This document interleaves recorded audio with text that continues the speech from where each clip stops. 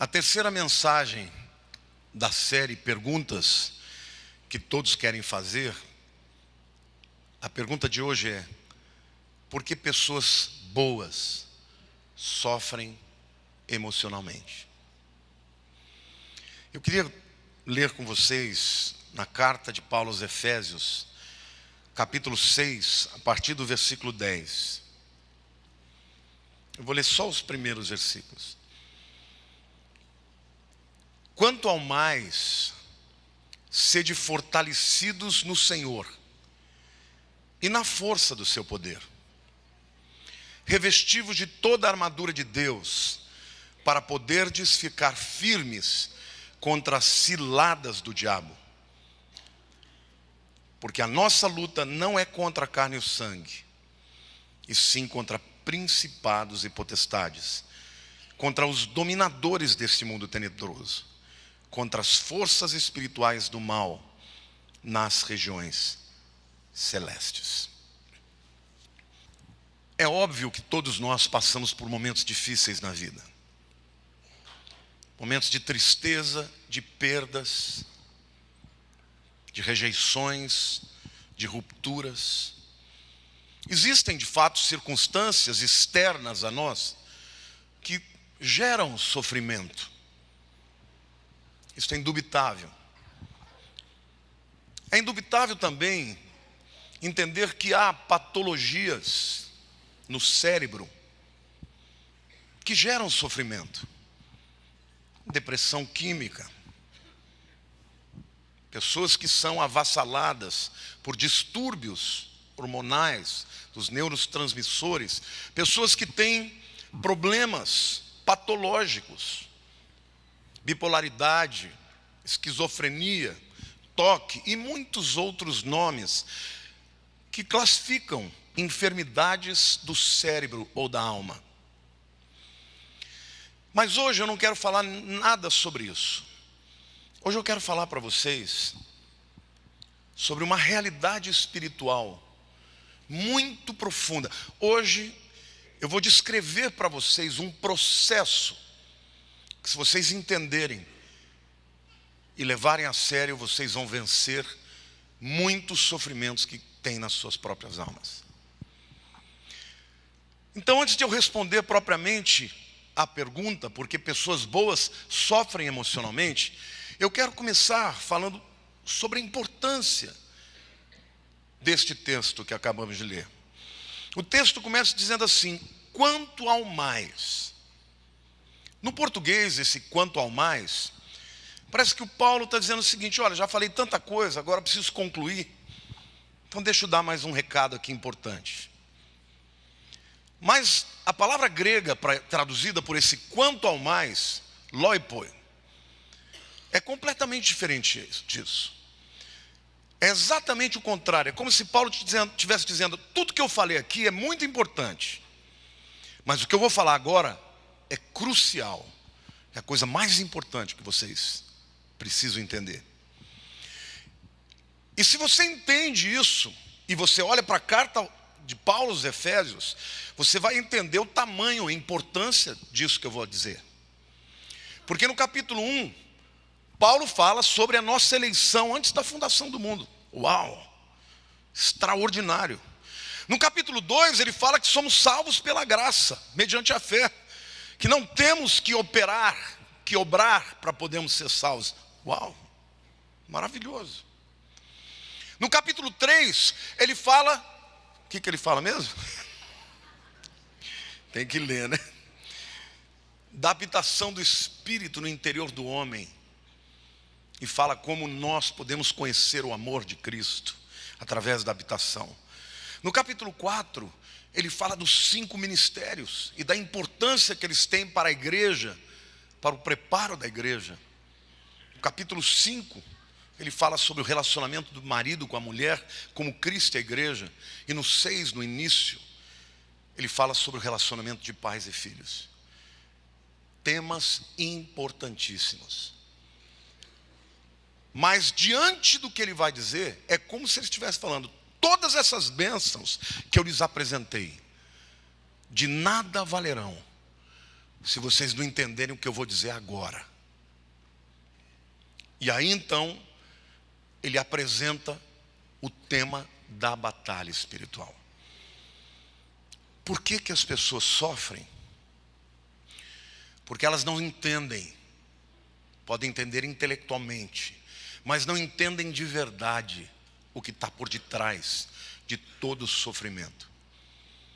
A palavra de Deus diz que o ladrão vem senão para roubar, matar e destruir.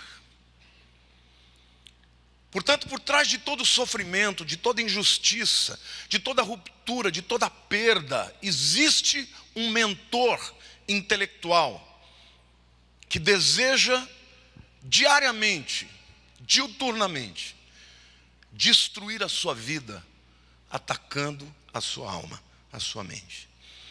Então eu vou começar esse texto, esta palavra, apresentando o causador dessas lutas. E para fazer uma apresentação própria de quem é este causador, eu quero apresentar 5 palavras gregas que expressam de maneira extraordinária o trabalho que Satanás faz na tua vida, na minha vida e na vida de todos. Bom, em primeiro lugar, a Bíblia diz que a nossa luta não é contra as pessoas, mas contra o diabo. É muito importante você entender que diabo não é um nome. Diabo é o seu ofício. O nome dele é Satã, ou Ha-Satan, que significa o acusador. Diabo é o que ele faz. Essa palavra diabo é formada por 2 palavras gregas. Vem do bolos, que vem do grego balo, que significa atirar. Por exemplo, você acha que o nome do projétil que está dentro de uma arma chama bala, porque parece com uma balinha de chupar? Balística vem do grego, aquilo que se atira. Projétil. Portanto, balo significa atirar. Parábola. Que é? Não estou falando de uma parábola que Jesus conta, estou falando da curva que os meninos aprendem na matemática. Chama de parábola, porque é o caminho que uma pedra faz quando você lança a pedra. Balo, portanto, significa atirar. E este ofício de Satanás tem a ver com atirar. E a segunda palavra é diá. Diá é uma preposição que significa perfurar, atravessar de um lado ao outro. O que é um diâmetro? Quando você pega um círculo, é aquela linha que passa de um lado e vai até o outro lado, atravessando por todo o círculo. Portanto, diá é sempre a ideia de atravessar. Diâmetro, diagrama. O que é um diagrama?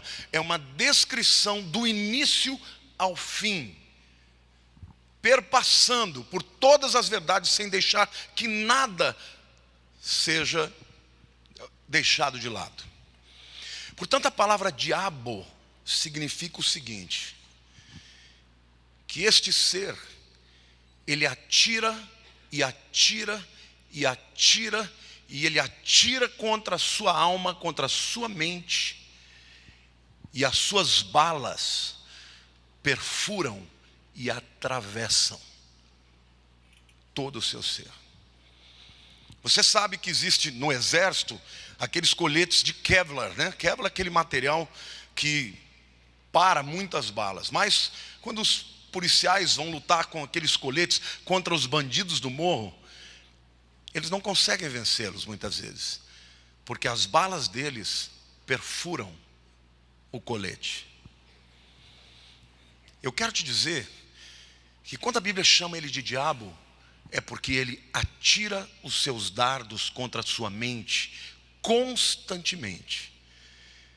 E estes dardos penetram a sua alma e atravessam a sua vida, e você muitas vezes não sabe que esses pensamentos que vêm destrutivos, de rejeição, pensamentos imorais, pensamentos de indignação, todo tipo de pensamento que se levanta com altivez contra o conhecimento de Deus, parte dele. Este é o ofício dele, e ele faz isso muito bem todo o tempo da sua vida.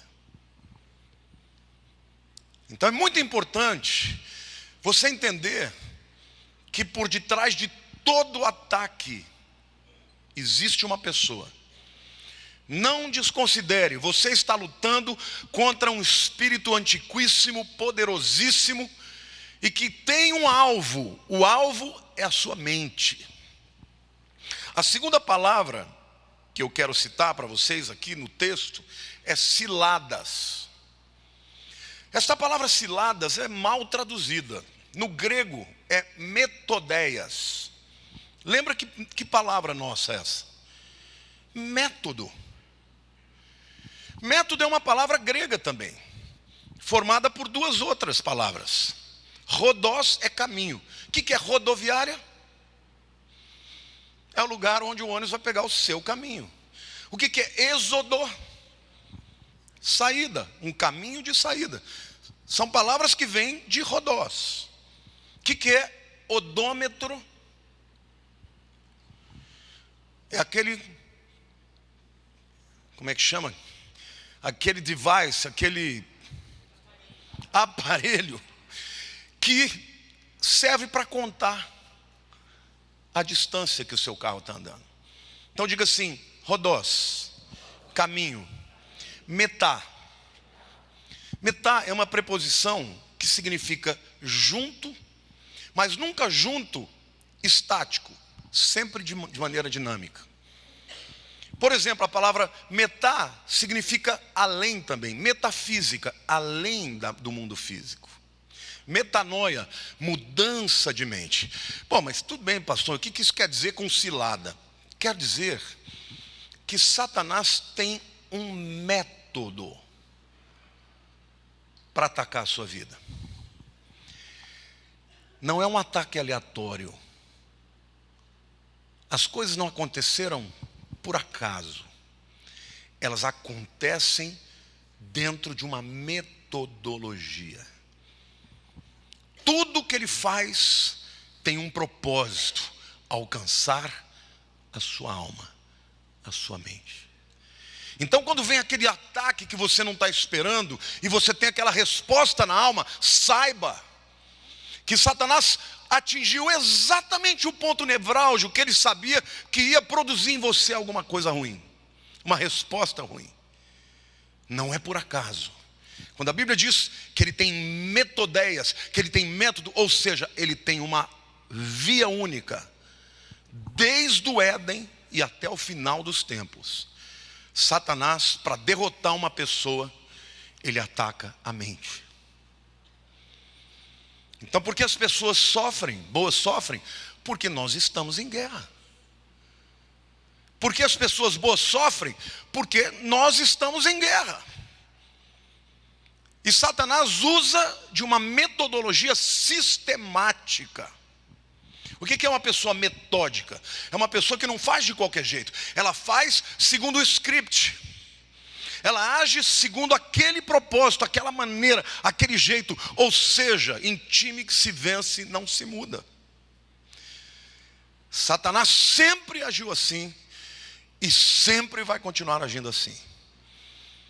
Então, querido, se você não quer ser derrotado, você tem que começar a prestar mais atenção na sua alma, nos teus sentimentos, nos pensamentos, nos questionamentos, porque por detrás disso existe um ataque milimetricamente focado. É como se ele estivesse usando a longa distância uma arma de altíssima precisão, aqueles snipers, aqueles atiradores de elite, que eles sabem aonde eles vão ter que atacar.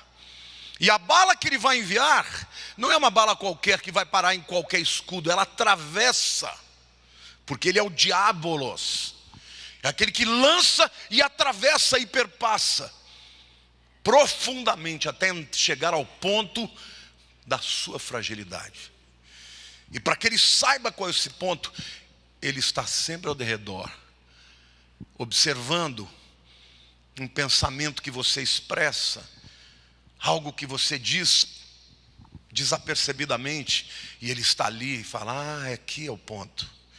Ele não pode ler a sua mente, mas ele pode te acompanhar e perceber aonde está a sua fragilidade. Portanto, Satanás usa sempre um método, uma via: lançar o seu projétil destruidor no teu ponto de fragilidade, para destruir a sua vida. Então, ele sabe que se ele controlar suas emoções, ele pode desviar o propósito de Deus na sua vida, te desviar do propósito de Deus. É muito importante que nós saibamos como impedir que esses projéteis nos alcancem e nos destruam. Amém? Ele lança, portanto, pensamentos repetidos, vai minando, vai atacando. E quando esses pensamentos começam a fazer morada na nossa alma, ou seja, quando eles deixam de ser um projétil lançado de fora para dentro, mas eles permanecem ali dentro, a Bíblia diz que eles se tornam uma fortaleza. E 2 Coríntios capítulo 10, versos 4 a 6 diz o seguinte: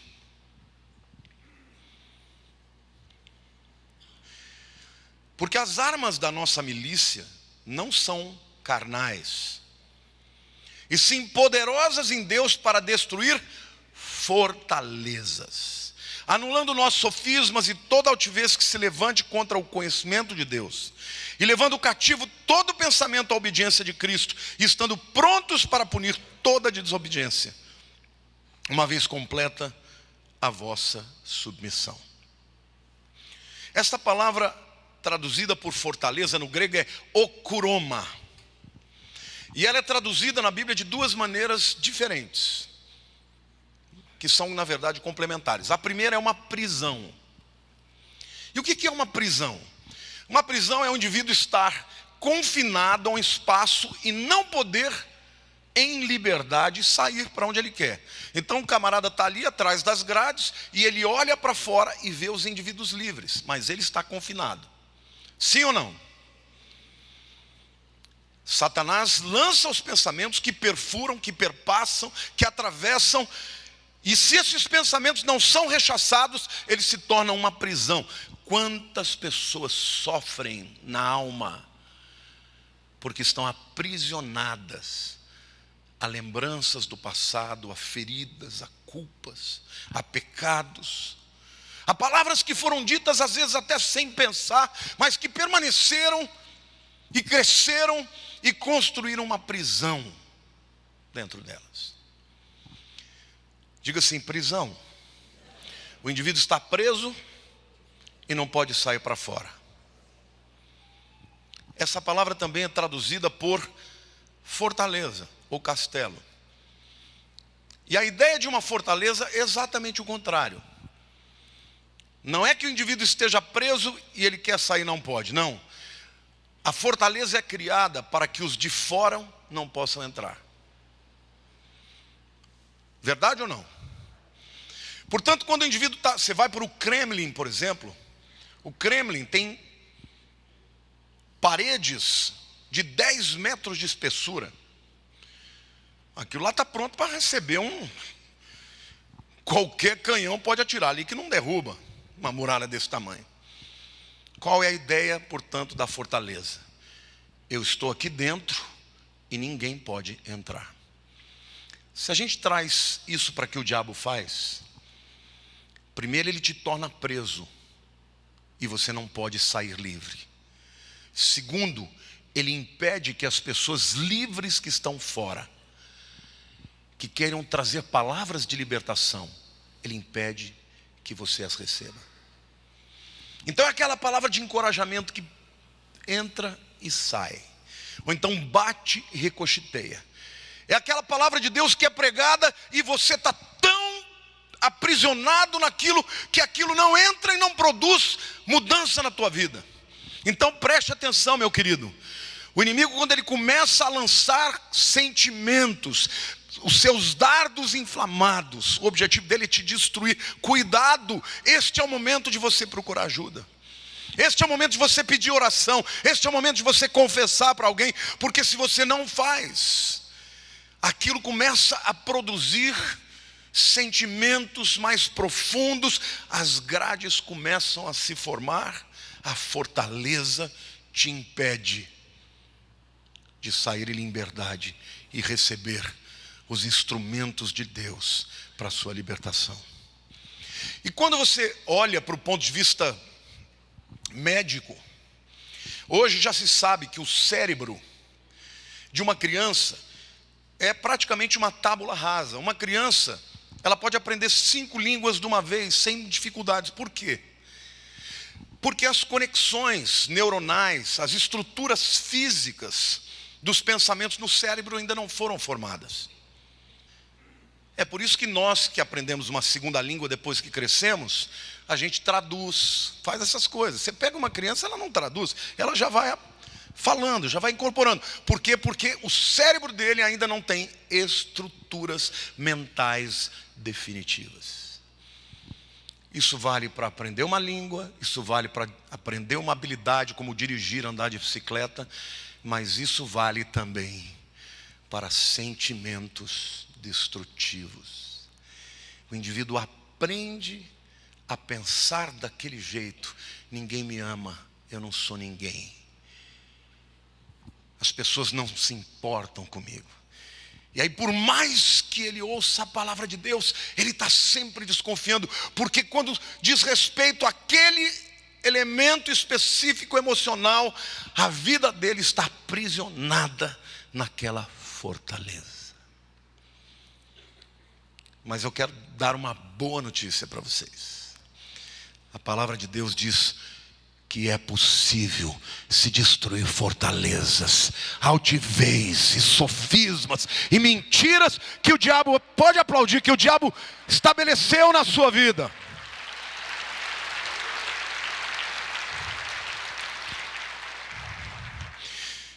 Mas o indivíduo em cuja mente Satanás construiu fortalezas tem muita dificuldade de se livrar daquela tentação, daquela lembrança, daquele sentimento lá de criança. Porque Satanás fez uma fortaleza. Ele não consegue sair e tem dificuldade de receber os de fora que vêm para libertá-lo. Vocês estão percebendo como o método de Satanás é muito poderoso? Ele não constrói esse método de um dia para a noite. É ao longo da tua vida. Ao longo da tua vida, da tua história. Ele vai acrescentando um tijolo na fortaleza. Ele vai colocando algo mais. Vai reforçando aqui. E é óbvio, ninguém é preso em todas as áreas. As fortalezas começam em áreas específicas. Mas não se iludam. Satanás é extraordinariamente territorial. Ele ataca você e domina numa área. Se você não deixar Deus fazer uma obra, esta área ele vai ampliar. E cada vez mais ele vai dominar a alma daquela pessoa, a mente daquela pessoa. A quarta palavra que eu quero apresentar a vocês sobre a obra do inimigo para fazer com que a tua vida seja miserável é opressão. Lá em Atos capítulo 10, versículo 38, a Bíblia diz assim: como Deus ungiu a Jesus de Nazaré, com Espírito Santo e com poder, o qual andou por toda parte, fazendo bem e curando a todos os oprimidos do diabo, porque Deus era com ele. Jesus veio para curar a todos os oprimidos do diabo. Diga assim: a opressão na minha vida não é definitiva, porque eu tenho Jesus, que veio para curar, para libertar todos os oprimidos do diabo. Amém? Você pode aplaudir o Senhor?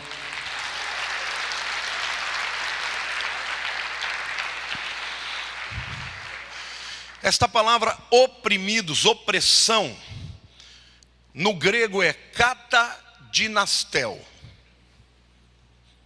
Também é uma palavra composta.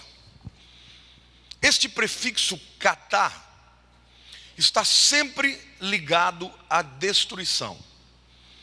Por exemplo, vocês sabem o que é um anabolismo? O indivíduo tomou um anabolizante. Para quê? Para ficar mais forte. Aná é para cima. O anabolismo na medicina significa que você está construindo músculos, está construindo fibras, está crescendo. Mas quando você entra, por exemplo, num regime muito intenso, o teu corpo entra num processo de catabolismo. Literalmente, você está morrendo. Você está consumindo o seu corpo. Catá sempre tem a ver com destruição. Cataclisma, catacumba, catástrofe. Diga para o teu irmão do lado: esse diabo é um catá. A segunda palavra é dinastel. Dinastel, tem uma palavra parecida conosco, né? Na nossa língua, o que é? Dinastia. O que é uma dinastia? É um poder que se perpetua nas gerações. Quando fala de opressão, meu querido, a Bíblia está dizendo que o propósito do diabo, ele começa lançando dardos penetrantes. Você pode ter barreiras intelectuais, barreiras familiares. Você aprendeu a verdade, veio de criança ouvindo a palavra de Deus, e ele vai atacando, e aquilo vai perfurando. E se você não fizer nada, aquilo vai penetrando as tuas barreiras, e ele consegue entrar. E quando ele penetra, e vai penetrando, e continua penetrando, o que ele faz? Ele constrói uma fortaleza. E você fica preso, incapaz de sair, e incapaz de receber ajuda de fora. E aí então, ele vai estabelecer o seu plano final de te destruir, e não só você, mas as suas gerações que vêm depois. Não é incomum você estudar famílias que são atacadas por gerações nos mesmos problemas.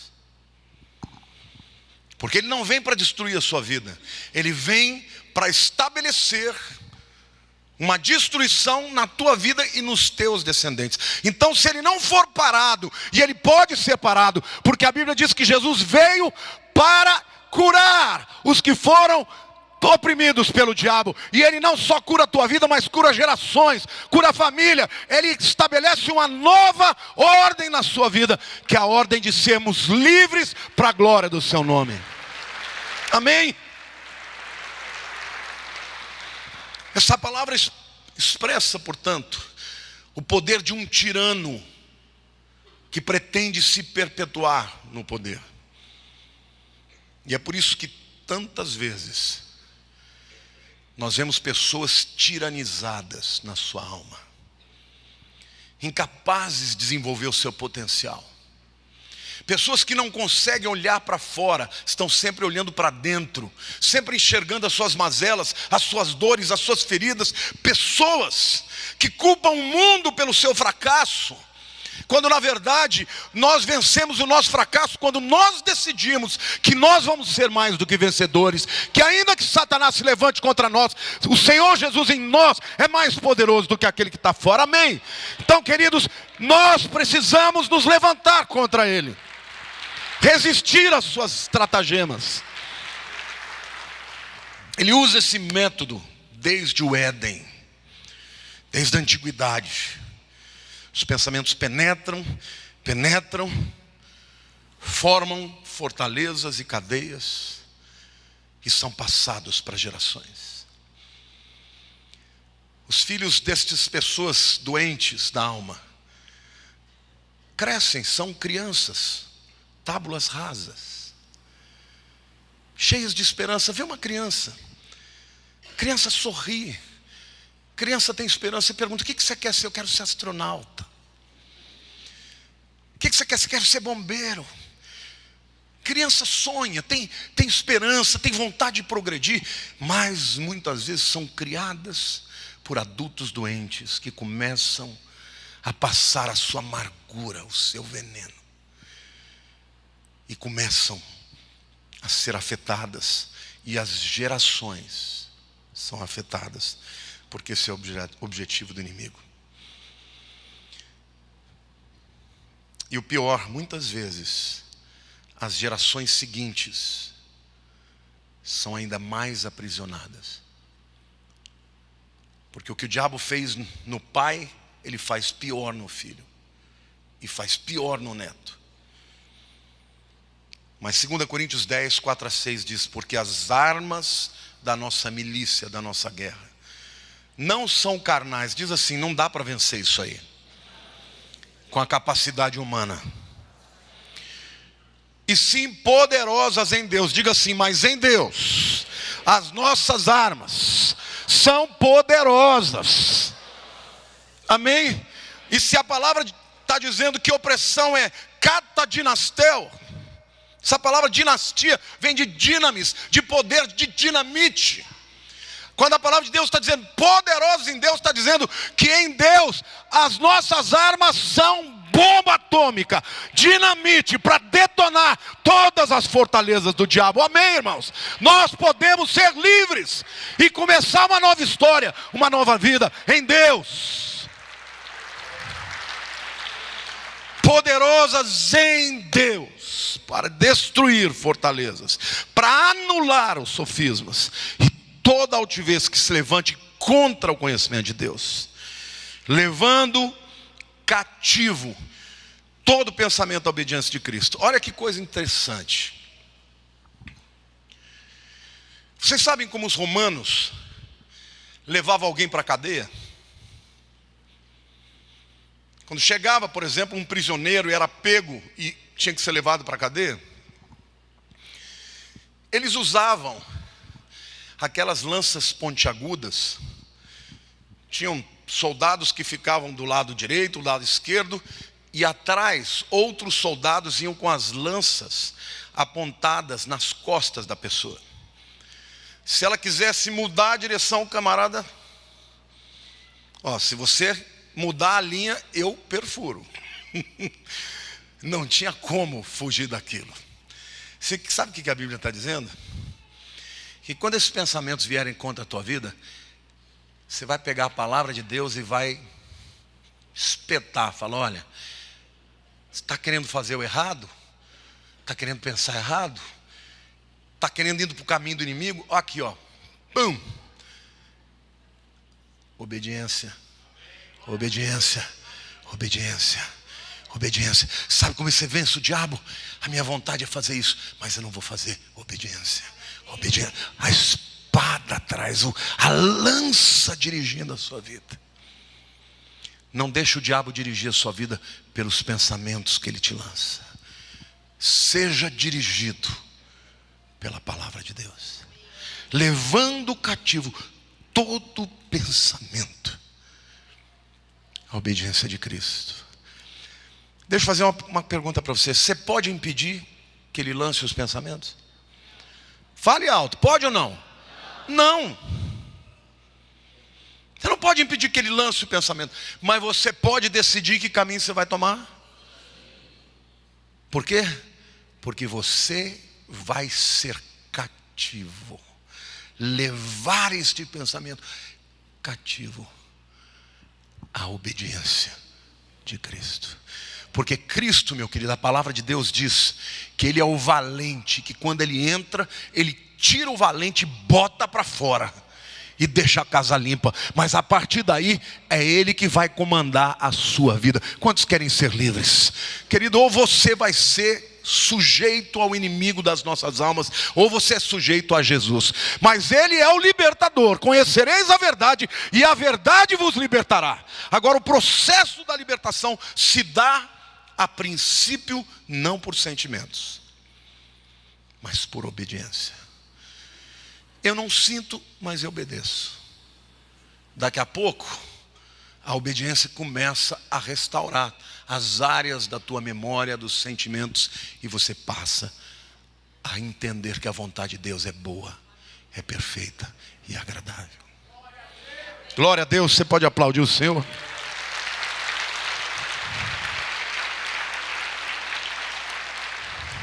O apóstolo Paulo, em 2 Coríntios 2, versos 10 e 11, ele diz assim: a quem perdoais alguma coisa, também eu perdoo. Porque de fato, o que tenho perdoado, se alguma coisa tenho perdoado, por causa de vós, o fiz na presença de Cristo, para que Satanás não alcance vantagem sobre nós, pois não lhe ignoramos os desígnios. A palavra desígnios aqui é noema, pensamentos, estrutura de pensamento. Paulo está dizendo: olha, eu decidi perdoar porque eu não quero dar vantagem para o diabo. Olha para a pessoa do teu lado e diga assim: quando você perdoa, é para você ser liberto. Deixa eu te dizer algo muito importante. Não tem melhor maneira de Satanás te aprisionar do que a falta de perdão. Então aquela pessoa que fez a coisa mais horrorosa para você, você fala: eu não perdoo nunca mais. O diabo, prende esse camarada. O apóstolo Paulo está dizendo: eu estou perdoando, porque eu não vou dar ao diabo vantagem na minha vida. Diga assim: Senhor meu Deus, eu não vou dar vantagem para o inimigo. Eu decido perdoar. E eu quero te dizer que o perdão não é um sentimento, é uma decisão. Perdoo, estou livre. Amém? E lá em 1 Timóteo capítulo 4, versos 1 e 2,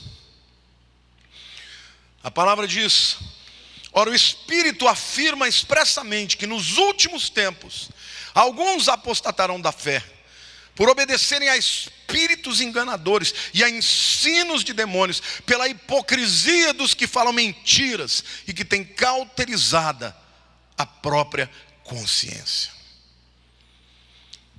Vamos recapitular? Ele começa atirando balas precisas, penetrantes.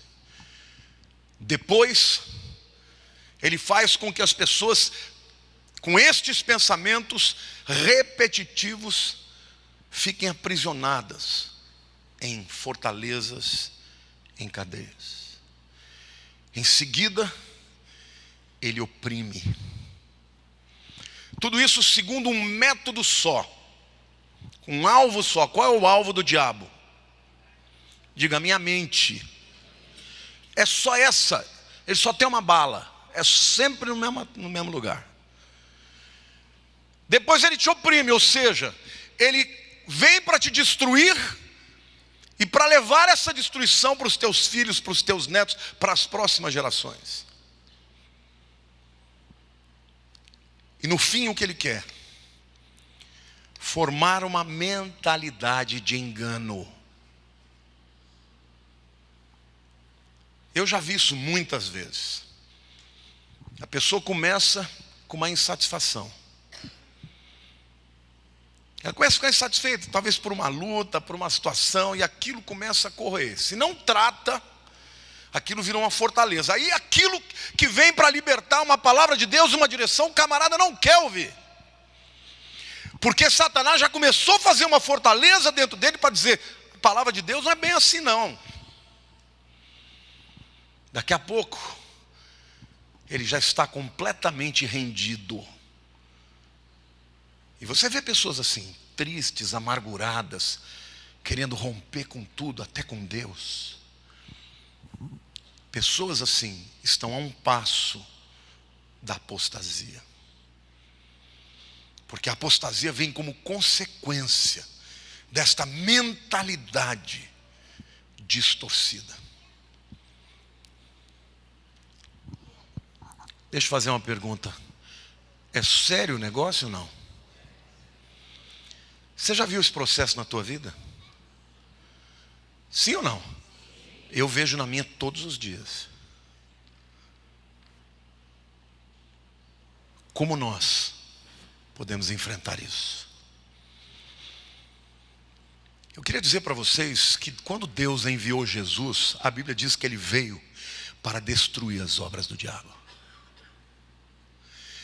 Para isto, finalidade, se manifestou o Filho de Deus para destruir as obras do diabo, amém ou não? Agora você que muitas vezes está aprisionado em áreas da tua vida, você tem que clamar a Jesus: Senhor, livra a minha alma disto, livra-me desse pensamento, livra-me disto que não te agrada, disto que é o instrumento, é o método do inimigo para me destruir. E quando você clama, o valente vem. E o valente vem para destruir as obras do diabo e para transformar a sua vida. Olha para o teu irmão e diga: Deus quer te dar liberdade completa.